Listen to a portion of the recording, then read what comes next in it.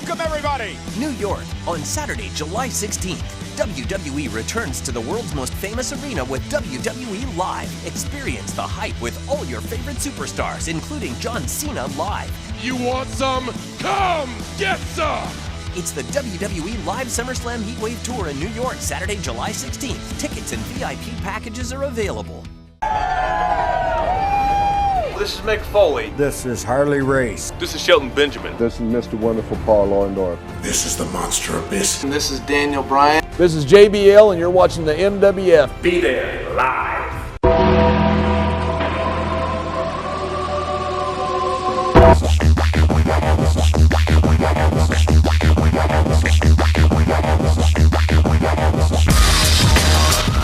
Wrestling fans from around the corner and around the world, welcome to another installment of Wrestling Insiders. I'm Dan Marotti here at MWF Studios, just north of Boston in downtown Melrose, Massachusetts, 02176, the zip code of champions. Stay tuned at the end of this video for a variety of cool, money-saving ways you can help support indie wrestling.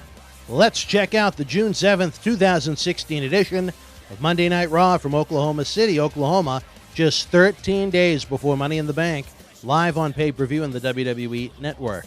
Last week's Raw received a mixed response despite the fantastic angle between John Cena and AJ Styles, one that'll go down as a highlight of 2016. Again, showing how tough it can be for fans to sit through a 3-hour Raw, never mind WWE having to produce one each and every week. Rosters need to expand big time with new, fresh talent, more done with everybody on the roster. Go back to the days of the Attitude Era where everybody on the roster was giving something to do and everybody was over as a result of it.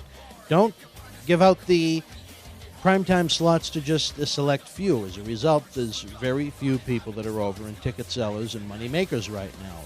If there are guys and girls that can't hang, give them their walking papers or send them back to NXT for seasoning.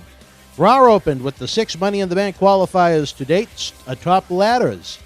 A lot of quote-unquote sports entertainment style jousting, better than another week of Shane and Stephanie cutting the same promo over and over again. Out of nowhere, Teddy Long made a surprise return. I love Teddy. We've had him here in the Millennium Wrestling Federation before. Great, classy guy. I was glad to see him back on WWE TV until they made him look like an old, out-of-touch fool. I guess it was good for a laugh, but Teddy Long was and is a very effective mouthpiece that knows how to get over. And that's what wrestling's all about, getting over. Shook my head at this. Stephanie came out surprised that Teddy was there. I don't know. When you cue up someone's theme song or have them walk out the entranceway, that stuff gets old to me because it lacks and defies common sense.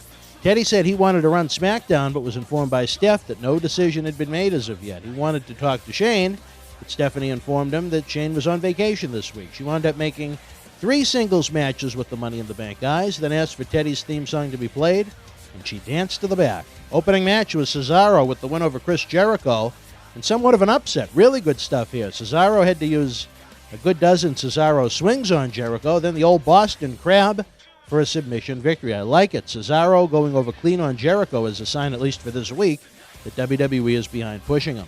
There was a show-long tribute to the great one, Muhammad Ali, who passed away last Friday. We have a cool little video looking at Ali's involvement in professional wrestling on our YouTube channel that you might enjoy. I was absolutely disgusted later in the show as Michael Cole, again, with zero credibility, tried to say that he got interested in wrestling because of the Ali and Gorilla Monsoon feud, which in reality, it was a 30-second angle on television with Monsoon putting Ali in an airplane spin in a televised angle to get Ali ready for his match with Antonio Inoki in Japan. Cole continues to have zero credibility with the fans and is the worst long-term announcer WWE has ever put on television. Great video package here of Seth Rollins in his comeback in quest to regain the championship he never lost. Almost came off as a babyface here, and you can only imagine the reaction Rollins will get from the fans in Las Vegas at Money in the Bank when he squares off with Roman Reigns for the gold. WWE United States champion Rusev defeated Jack Swagger via countout. These two had a great feud 2 summers ago. WWE is so weak on the heel side, they need to heat Rusev up big time. The League of Nations garbage castrated him. He needs to be with Lana to be his mouthpiece. Let's see where it goes from here. Titus O'Neil was on commentary. He joined Swagger in cleaning house after the matchup. Looks like we're going to have Rusev and Titus at Money in the Bank. John Cena was up next. He was lacking the fire he had in his awesome promo on Raw in Green Bay, Wisconsin last week. He invited AJ Styles to come out, and he did. He was joined by the club. Cena put him over as a failure so far in WWE, losing in the Royal Rumble and failing to win the World Championship in 2 opportunities against Roman Reigns. Styles said he has nothing left to prove because he has nothing left to lose, and that makes him a real threat. He said after someone wrestles Cena, they take out a shovel because he buries them. From there, AJ and the club charged the ring, but before things got physical, the New Day joined the party, leading to the 6-man tag team main event later on. AJ was very good here, putting himself over as a legitimate threat to defeat Cena, to beat Cena 1-2-3 at Money in the Bank. After all his years in TNA, no matter what his size is, he's proving that he can hang with the big boys, as his first 2 programs with Chris Jericho and Roman Reigns are excellent, now leading to the showdown with Cena. The Vaudevillains defeated Enzo and Cass via disqualification. Enzo was over big time on the mic. Big Cass went wild like Bob the Democratic Cowboy, pounding the hell out of the Vaudevillain in the corner. He wouldn't stop, so the ref went for the DQ. As much as I hate disqualification and countout finishes, imagine that, a rule actually being forced in a professional wrestling match in 2016. A rule! In the back, Stephanie took credit for an idea presented to her by Teddy Long for a fatal 4-way tag team match at Money in the Bank. It'll be the champions New Day defending against the club, Enzo and Cass and the Vaudevillains.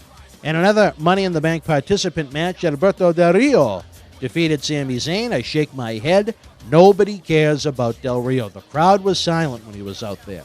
Del Rio's a good hand, a very good technician, but for the push he gets and the money he makes, I do not get it.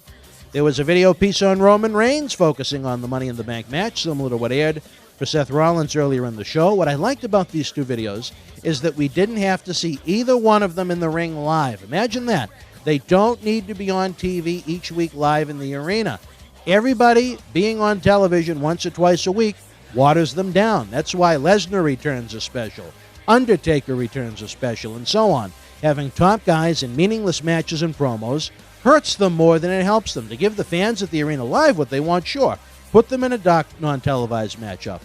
It's not a hard concept to follow. WWE doesn't give fans a real reason to, quote-unquote, have to tune in each week when it's the same guys, the same feuds, the same matches for weeks, if not months.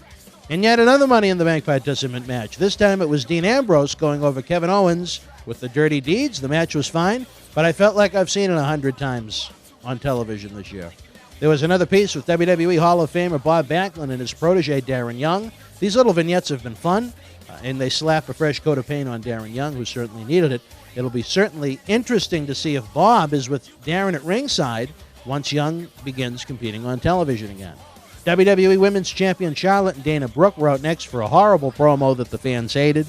Charlotte said when she told her father he was dead to her, she meant it professionally, that she still wanted to spend holidays with him and so on. Charlotte's act is hurting now. Replacing Ric Flair with Dana Brooke is terrible. They were awesome as a family duo. Natalya and Becky Lynch came out trying to convince Brooke that Charlotte is going to turn on her, and it all led into the girls fighting, throwing some weak-looking shots. This was diva-looking as opposed to WWE Women's Wrestling. Primo and Jericho were green-screened back in Puerto Rico, enjoying some nice adult beverages. I wouldn't have minded one. I like the continued build-up to show the fans that Primo and Jericho are indeed heels, and they have personality. They've done a great job with the creative given to them thus far. Tyler Breeze and R-Truth went to a no contest after Fandango and Goldust Brawl outside the ring went inside of it.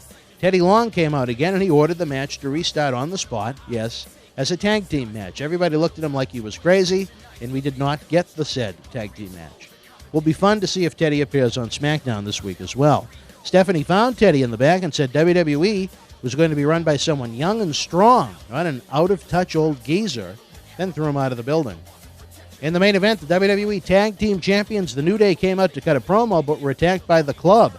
AJ Styles had a Styles clash on his former TNA alum Xavier Woods on the floor, forcing him out of the match before it even began, turning this into a 3-on-2 handicap matchup. I thought this was very good, especially when Kofi and AJ were in there. The club won with AJ hitting the phenomenal forearm on Mr. Kingston. The beatdown continued after the match, leading to John Cena running out and hitting 2 of the weakest-looking punches I've seen in years. The 3-on-1 advantage was too much as AJ went to town on Cena before Big E and Kofi evened the odds. Kofi flew in like a missile. And then the club looked really weak, taking Cena's finisher. Why bother to see an actual match with them when you've seen it in an angle? Why bother to see the match where the good guys win? It makes no sense to me. Keep the heat on AJ Styles and the club going into the pay-per-view. Make the fans pay to see the babyface get the retribution. It's simple wrestling booking. This is why people don't watch every week anymore. It drives me crazy. Overall, I thought this Raw was effective in pushing Roman Reigns versus Seth Rollins and Cena versus AJ as a must-see WrestleMania quality matchup. Money in the Bank match itself always delivers. I'm very confident the participants in the 4-way tag team title match are going to bring their A game. This, by far, is the most loaded lineup WWE has had since WrestleMania. Let's take a look at our Twitter polls from this week. Love to get the fans' reaction. What did you think of Raw? We had 47% thumbs up, 32% thumbs in the middle, 21% thumbs down. Would love to see that thumbs up number get higher as we head into SummerSlam season over the next few weeks. Would you like to see Teddy Long as the general manager of SmackDown? 62% said yes, 38% said no. There you have it. The fans have spoken. If you haven't, leave your thoughts in the comment section below. Fans, WWE Money in the Bank and Battleground are coming up, and you can see them for free on WWE Network. Click the link below to start your 30-day free trial offer and enjoy live pay-per-views, exclusive WWE programming, thousands of hours of content on demand, as well as every WWE, WCW, and ECW pay-per-view ever offered. At its regular price of only $9.99 per month, it's a great value. Check out the awesome deals in the MWF store where you can get a free WWE t-shirt with every order of $25 or more. We have awesome brand new WWE t-shirts, autographs, posters, DVDs, and tons more. Best of all, every penny spent goes right back into our efforts to bring you the best content in professional wrestling. Enjoying over 1,000 of our free videos on YouTube? Make a donation of any size using paypal.me/Boston Wrestling. It takes a lot of time, effort, and money to produce all of the great content we have for your enjoyment. The more folks and fans that contribute to the cause and spread the word, the more videos we'll have available for you around the world at the touch of a button. We sincerely appreciate every fan's help. If everyone donated even $1, think about what we could be able to bring you for free. It'd be unbelievable. We're bringing fans in over 30 countries, some of the best from Boston Wrestling and the Millennium Wrestling Federation, to YouTube video on demand, where you can rent or purchase some awesome documentary-style in-studio shoot interviews and complete MWF live events from yesteryear, all as we gear up for our 15th anniversary. Not only do you get great content you can enjoy for either a 72-hour rental or own for a lifetime, you're again helping support grassroots independent professional wrestling. Check out our in-depth production like our WrestleMania 1 group reunion that featured the Iron Sheik, Mr. Wonderful Paul Orndorff, and Cowboy Bob Orton. We also have 3-hour productions featuring the Boogeyman as well as Paul Bearer. Great studio shoot interviews that feature John Cena Sr. as the co-host. Click the link below to get free previews.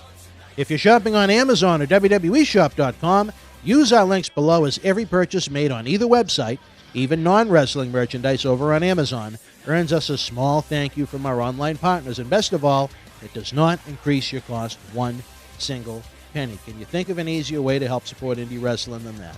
We have a really cool offer for fans that haven't used the Uber car service as of yet. Use our link below and get your first ride up to $20 absolutely free. How cool is that?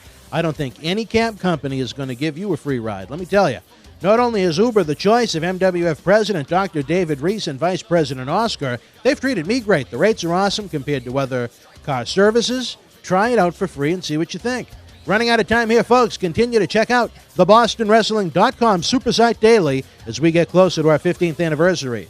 Like us at Facebook.com/MWF Action.